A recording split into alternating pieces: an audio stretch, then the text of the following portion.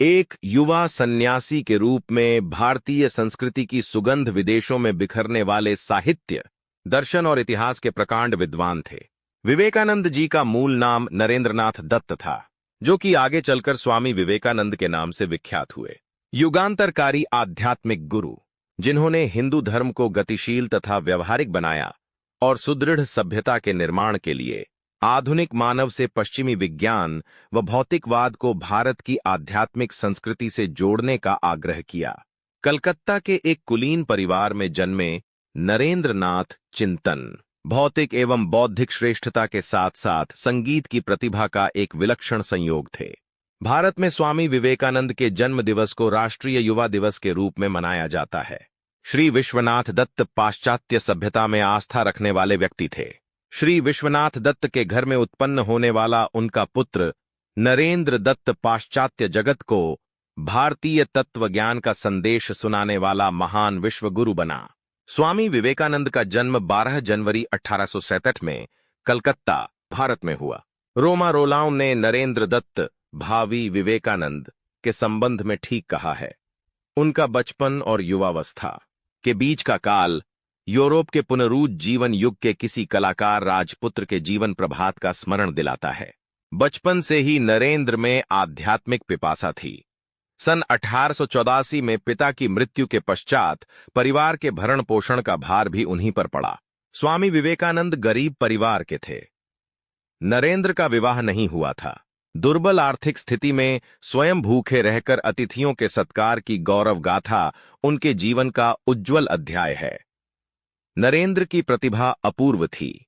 उन्होंने बचपन में ही दर्शनों का अध्ययन कर लिया। ब्रह्म समाज में भी वे गए, पर वहां उनकी जिज्ञासा शांत न हुई। प्रखर बुद्धि साधना में समाधान न पाकर नास्तिक हो चली। आतम सांदर में 16 वर्ष की आयु में उन्होंने कलकत्ता से प्रवेश परीक्षा पास की। अपने शिक्षा काल में वे सर्वाधिक लोकप्रिय और एक जिज्ञासु छात्र थे, किंतु हर्बर्ट स्पेंसर के नास्तिकवाद का उन पर पूरा प्रभाव था। उन्होंने से स्नातक उपाधि प्राप्त की और ब्रह्म समाज में शामिल हुए, जो हिंदू धर्म में सुधार लाने तथा उसे आधुनिक बनाने का प्रयास कर रहा था। युवावस्था में उन्हें पाश्चात्य दार्शनिकों के निरीश्वर भौतिकवाद तथा ईश्वर के अस्तित्व में दृढ़ भारतीय विश्वास के कारण गहरे द्वंद्व से गुजरना पड़ा। परमहंस जी जैसे जौहरी ने रत्न को परखा। उन दिव्य महापुरुष के स्पर्श ने नरेंद्र को बदल दिया। इसी समय उनकी भेंट अपने गुरु रामकृष्ण से हुई, जिन्होंने पहले उन्हें विश्वास दिलाया कि ईश्वर वास्तव में है और मनुष्य ईश्वर को पा सकता है। रामकृष्ण ने सर्वव्यापी परम सत्य के रूप में ईश्वर की सर्वोच्च अनुभूति पाने में नरेंद्र का मार्गदर्शन किया और उन्हें शिक्षा दी कि सेवा कभी दान नहीं है, बल्कि सारी मानवता में निहित ईश्वर की सचेतन आराधना होनी चाहिए। यह उपदेश विवेकानंद के जीवन का प्रमुख दर्शन बन गया। कहा जाता है कि उस शक्तिपात के कारण कुछ दिनों तक नरेंद्र उन्मत्त से रहे। उन्हें गुरु ने आत्मदर्शन करा दिया था। 25 वर्ष की अवस्था में नरेंद्र दत्त ने काषाय वस्त्र धारण किए। अपने गुरु से प्रेरित होकर नरेंद्रनाथ ने सन्यासी जीवन बिताने की दीक्षा ली और स्वामी विवेकानंद के रूप में जाने गए। जीवन के आलोक को जगत के अंधकार में भटकते प्राणियों के समक्ष उन्हें उपस्थित करना था। स्वामी विवेकानंद ने पैदल ही पूरे भारत की यात्रा की। रामकृष्ण की मृत्यु के बाद उन्होंने स्वयं को हिमालय में चिंतन रूपी आनंद सागर में डुबाने की चेष्टा की, लेकिन जल्दी ही वह इसे त्याग कर भारत की कारुणिक निर्धनता से साक्षात्कार करने और देश के पुनर्निर्माण के लिए समूचे भारत में भ्रमण पर निकल पड़े। इस दौरान उन्हें कई दिनों तक भूखे भी रहना पड़ा। इन 6 वर्षों के भ्रमण काल में वह राजाओं और दलितों दोनों के अतिथि रहे। उनकी यह महान यात्रा कन्याकुमारी में समाप्त हुई, जहां ध्यानमग्न विवेकानंद को यह ज्ञान प्राप्त हुआ कि राष्ट्रीय पुनर्निर्माण की ओर रुझान वाले नए भारतीय वैरागियों और सभी आत्माओं में, विशेषकर जनसाधारण की सुप्त दिव्यता के जागरण से ही इस मृतप्राय देश में प्राणों का संचार किया जा सकता है। भारत के पुनर्निर्माण के प्रति उनके लगाव ने ही उन्हें अंततः 1843 में शिकागो धर्म संसद में जाने के लिए प्रेरित किया, जहां वह बिना आमंत्रण के गए थे। परिषद में उनके प्रवेश की अनुमति मिलनी ही कठिन हो गई। उनको समय न मिले, इसका भरपूर प्रयत्न किया गया। भला पराधीन भारत क्या संदेश देगा? यूरोपीय वर्ग को तो भारत के नाम से ही घृणा थी। एक अमेरिकन प्रोफेसर के उद्योग से किसी प्रकार समय मिला और 11 सितंबर सन 1897 के उस दिन उनके अलौकिक तत्वज्ञान ने पाश्चात्य जगत को चौंका दिया। अमेरिका ने स्वीकार कर लिया कि वस्तुतः भारत ही जगतगुरु था और रहेगा।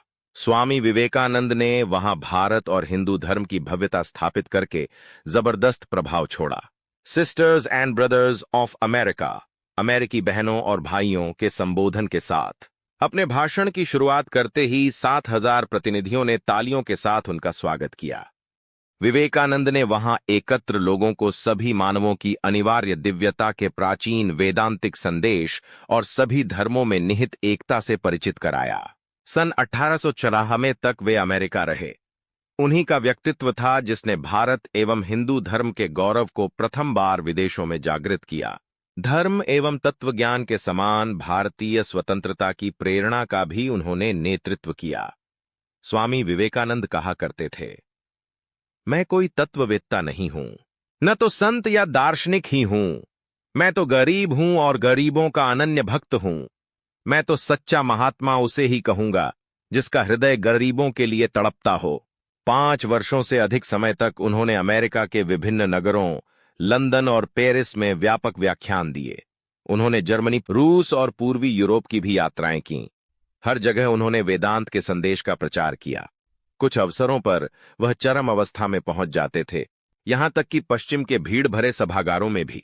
यहां उन्होंने समर्पित शिष्यों का समूह बनाया और उनमें से कुछ को अमेरिका के 1000 आइलैंड पार्क में आध्यात्मिक जीवन में प्रशिक्षित किया।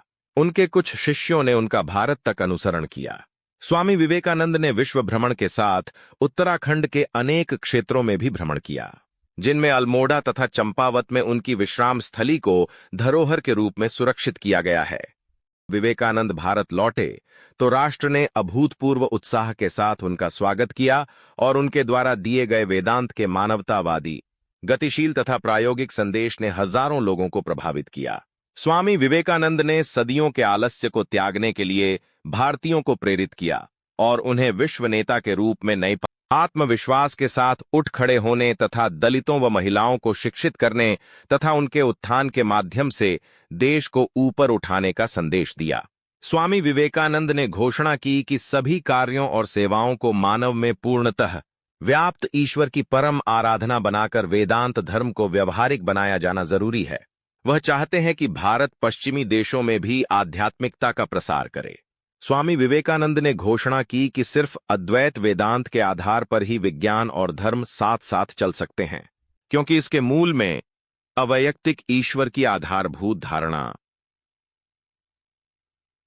सीमा के अंदर निहित अनंत और ब्रह्मांड में उपस्थित सभी वस्तुओं के पारस्परिक मौलिक संबंध की दृष्टि है। उन्होंने सभ्यता को मनुष्य में दिव्यता के प्रतिरूप के तौर पर परिभाषित किया और यह भविष्यवाणी भी की कि एक दिन पश्चिम जीवन की अनिवार्य दिव्यता के वेदांतिक सिद्धांत की ओर आकर्षित होगा।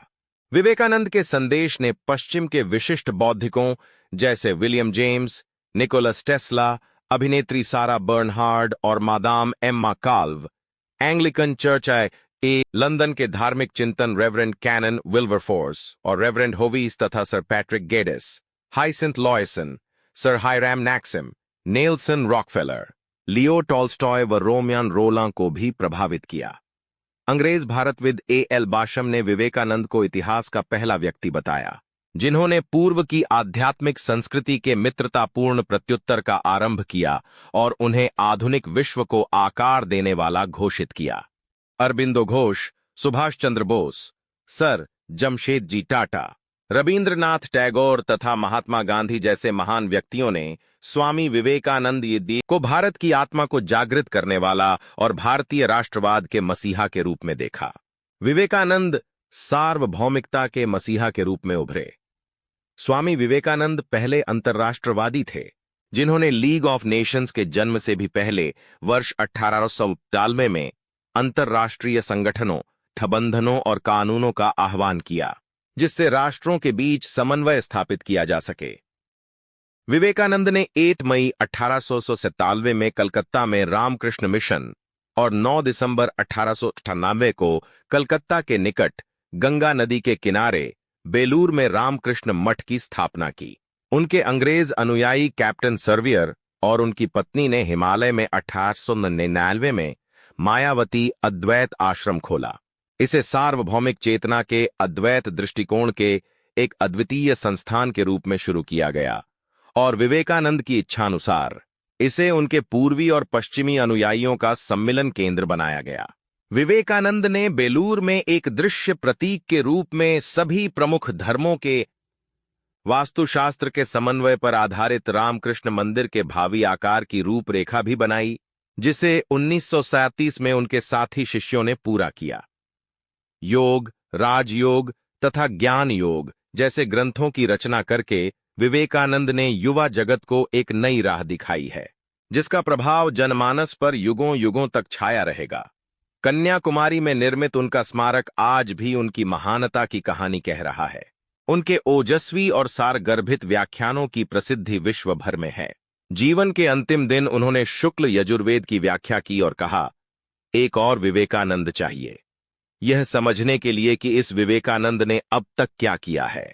प्रत्यदर्शियों के अनुसार जीवन के अंतिम दिन भी उन्होंने अपने ध्यान करने की दिनचर्या को नहीं बदला और प्रातः 2-3 घंटे ध्यान किया। उन्हें दमा और शर्करा के अतिरिक्त अन्य शारीरिक व्याधियों ने घेर रखा था। उन्होंने कहा भी था, ये बीमारियां मुझे 40 वर्ष के आयु भी पार नहीं करने देंगी। 4 जुलाई 1902 को बेलूर में रामकृष्ण मठ में उन्होंने ध्यानमग्न अवस्था में महासमाधि धारण कर प्राण त्याग दिए। उनके शिष्यों और अनुयायियों ने उनकी स्मृति में वहां एक मंदिर बनवाया और समूचे विश्व में विवेकानंद तथा उनके गुरु रामकृष्ण के संदेशों के प्रचार के लिए 130 से अधिक केंद्रों की स्थापना की। Thank you.